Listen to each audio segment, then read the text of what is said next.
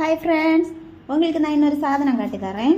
யாரெல்லாம் அலோவேரையில் பூ பூத்துருக்கிறது பார்க்காதவே இருக்குதுன்னு எங்களை அலோவேரையில் நல்ல ஒரு பூ பூத்து நிற்கி பார்க்கலாம். வாங்க இங்கே வருங்க. எங்களை அலோவேரையில் எப்படி நல்ல அழகான ஒரு பூ பூத்து நிற்கணும்.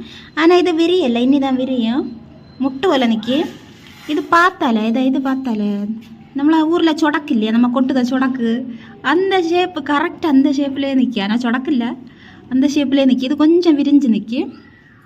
இதெல்லாம் முட்டை நிற்கி. இது நல்ல தண்டு ஸ்ட்ரெயிட்டாக நேரம் நின்று.